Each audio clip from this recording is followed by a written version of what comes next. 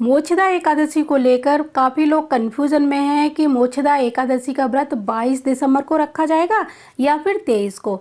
तो बहुत ही सरल है कि एकादशी तिथि का जो प्रारंभ है वो 22 दिसंबर सुबह 8:16 से होगा और इसका समापन 23 दिसंबर सुबह 7:11 पर होगा।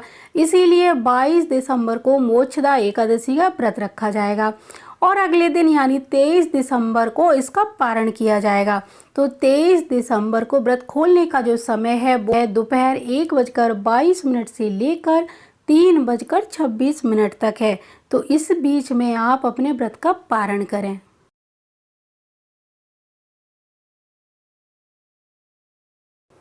तो आइए जानते हैं मोक्षदा एकादशी का क्या महत्व है।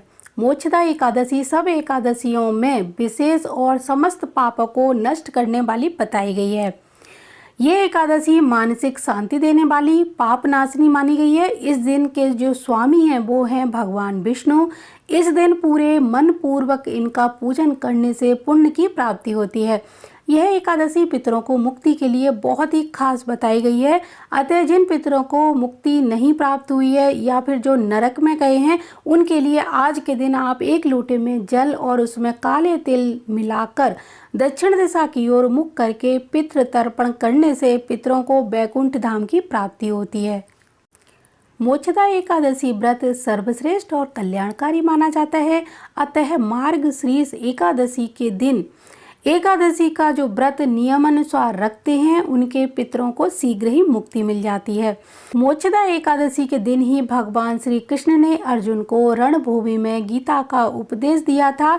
अतः व्रत रखकर रात्रि में गीता पाठ पढ़ने या फिर गीता का प्रवचन सुनने और मंत्र जाप करते हुए जागरण करने से जन्म जन्मांतर के पाप नष्ट होकर मोक्ष तथा जन्म मरण के चक्र से छुटकारा मिलता है।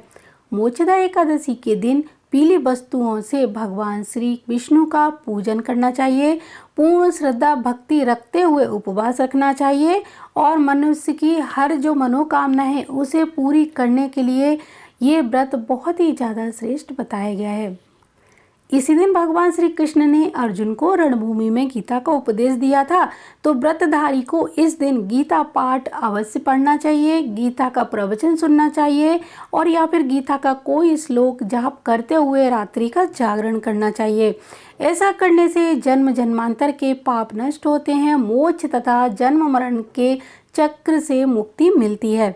मोक्षदा एकादशी के दिन पीली वस्तुओं से भगवान श्री विष्णु का पूजन करना चाहिए और उपवास रखते हुए मनुष्य को अपनी हर मनोकामना पर लगाम लगानी चाहिए। सिर्फ मोक्ष की ओर ध्यान देना चाहिए कि इस समय संसार में मोक्ष दिलाने वाली ये एकादशी का व्रत कर रहे हैं तो सिर्फ आपको वही एकादशी का व्रत का पुण्य फल प्राप्त हो और इस समय अपने मन में कोई भी ऐसी कामना नहीं करनी चाहिए जो सांसारिक मोह माया में आपको फंसाए।